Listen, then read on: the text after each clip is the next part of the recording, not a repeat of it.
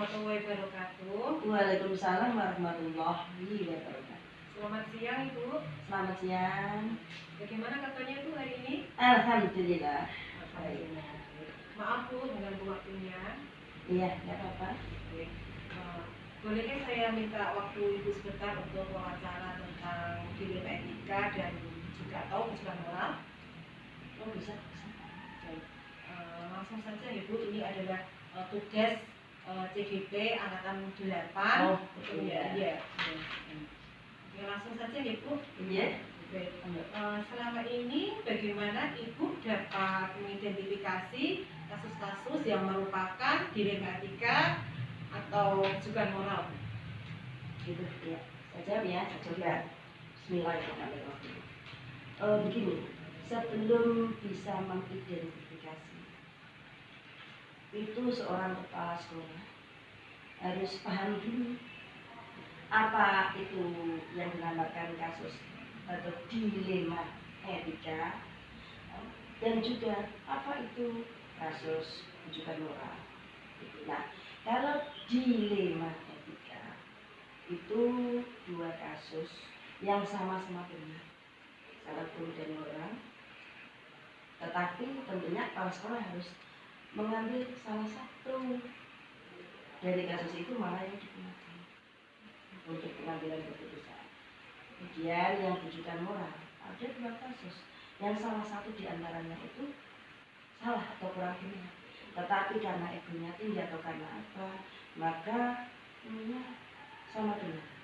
Nah, itu bagaimana itu masuk ke kesukaan moral. Nah, bagaimana cara penyelesaian harus bisa menuju Begitu ya Bu? iya.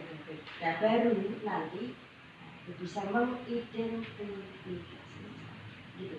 Terima kasih Bu. Untuk selanjutnya, adakah kasus-kasus yang merupakan dilema etika atau kesukaan moral di sekolah Ibu ini? Ada Gimana Bu? Kira-kira seperti apa ya? cara pengambilan keputusan ya? Iya. Kok seperti itu kan sama-sama benar, sehingga kedua pihak merasa aku benar begitu. Nah, begitu sebelum mengambil keputusan tadi kan harus diverifikasi. Cara mengidentifikasinya itu diketahui dulu kasusnya, permasalahannya apa dulu. Nah, setelah tahu kasusnya, oh berarti itu benar, ini masuk dilema etika. Kemudian bagaimana caranya untuk menyelesaikannya? Nah, kalau bisa secara langsung diselesaikan itu bisa, kalau tidak ya lewat tim selalu. Itu ada yang membantu. Nah, ini bisa saya kasih contoh. Nah, ini contohnya misalnya ini ada di sekolah ini kemarin belum lama itu tentang penentuan jadwal sholat berjamaah sholat itu. Nah, untuk kelas 4, 5, dan 6. Nah, itu yang memandu adalah guru agama dan juga guru kelas 4. Begitu.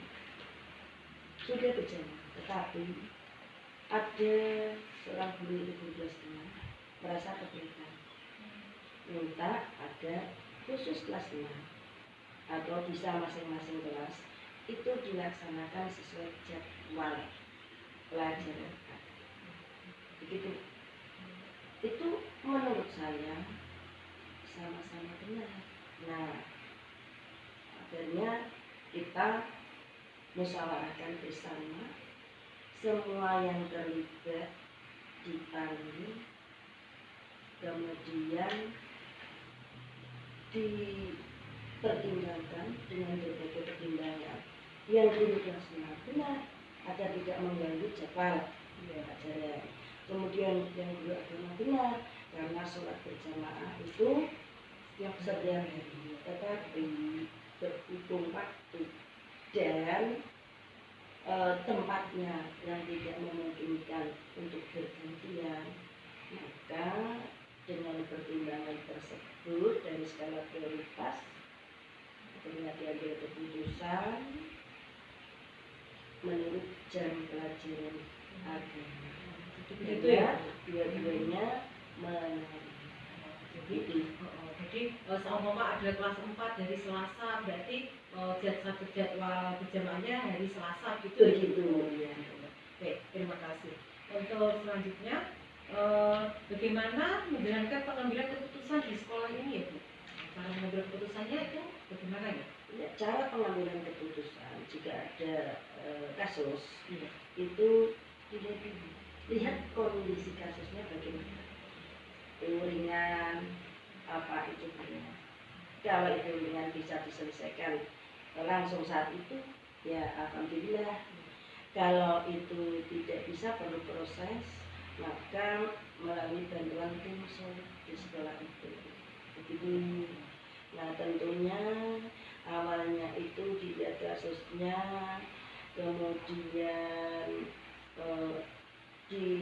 perlu komunikasi, perlu koordinasi dari masing-masing pihak yang terlibat. Kemudian diajak duduk bersama, mengutarakan permasalahan masing-masing. Kemudian dari penjelasan itu kan tentunya diketemukan duduk permasalahannya, sehingga bisa dicari solusi permasalahan. Berarti musyawarah bersama gitu ya Bu? Iya, memang perlu satu komunikasi, koordinasi dalam bermusyawarah. Baik, terima kasih. Untuk selanjutnya, kira-kira langkah atau prosedur seperti apa yang biasa Ibu lakukan untuk mengambil keputusan?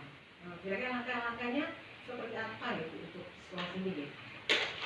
Iya, itu langkahnya seperti tadi. Kasusnya dilihat dulu kasusnya apa. Kemudian pihak yang terlibat diajak duduk bersama, komunikasi sehat, kemudian berkoordinasi, masing-masing menyampaikan, mengutarakan, sehingga tahu persis bagaimana sebenarnya kasusnya itu, intinya apa, sehingga bisa dicari faktor penyebabnya. Kemudian dari penjelasan itu kan nantinya bisa dicari solusinya. Begitu. Jadi kita musyawarah dengan sebuah guru, ya, semua rekan guru dimusyawarahkan dan diambil sebuah kesepakatan. Bukan dengan semua guru, pihak yang terkait, pihak terlibat.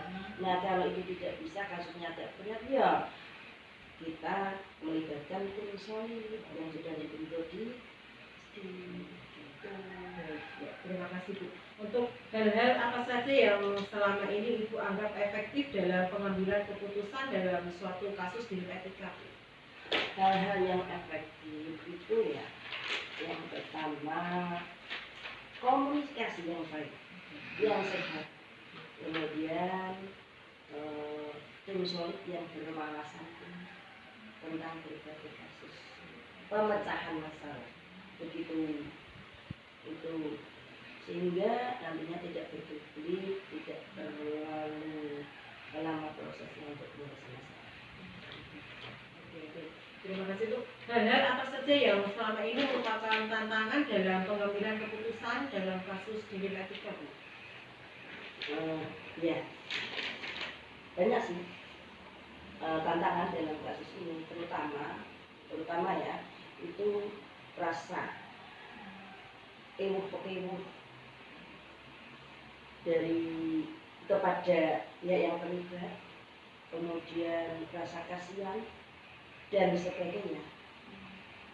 Itu ya merupakan tantangan, tetapi itu harus dikesampingkan untuk bisa menentukan keputusan gitu. Ya, jadi kita harus tidak harus itu dikesampingkan dulu gitu, harus bijak ya. Iya, rasa ego, rasa kasihan, dari rasa ego masing-masing pihak yang terlibat itu juga biasanya sih gitu. Tapi alhamdulillah selama ini ya bisa diatasi. Ya, terima kasih. Untuk selanjutnya, apakah Ibu memiliki sebuah tantangan atau jadwal tertentu dalam sebuah penyelesaian kasus dalam etika Bu? Apakah secara langsung menyelesaikan di tempat atau memiliki sebuah jadwal untuk menyelesaikannya? Selama ini yang sudah tidak saya tidak punya jadwal khusus untuk penyelesaian masalah. Tinggal kasusnya. Kalau kasus itu ringan, ya bisa saja langsung saat itu juga bisa diselesaikan dengan tidak melibatkan tim solid. Bisa saja kasus itu apabila itu agak sulit, ya bisa saja memerlukan waktu, tapi tidak dijadwal.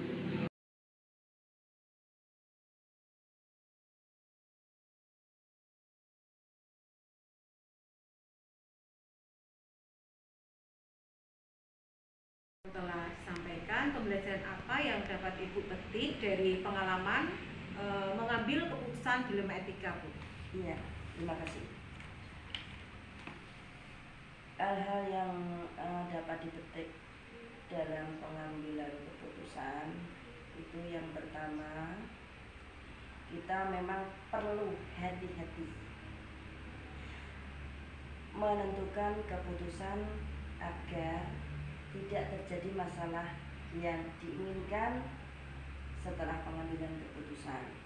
Tentunya harus benar-benar bisa mengidentifikasi masalah, mengurai masalah dengan melibatkan pihak yang terkait dengan atau melalui komunikasi, musyawarah, koordinasi yang sehat dengan berbagai pertimbangan dengan kehati-hatian, sehingga dengan pikiran yang jernih bisa ditemukan solusi yang terbaik. Jadi begitu ya, Bu, ya. Ya. Jadi perlu adanya tim solid dalam pengambilan keputusan gitu. Iya, betul. Dari tim solid itu ada koordinasi, kerjasama yang baik. Terima kasih, Bu, atas waktunya. Saya minta maaf apabila punya kesalahan dalam perbincangan tadi, dan mungkin bisa kita lanjut bincangkan lain waktu ya, Bu, untuk kasus yang lain ya. Iya. Terima kasih, Bu. Sampai.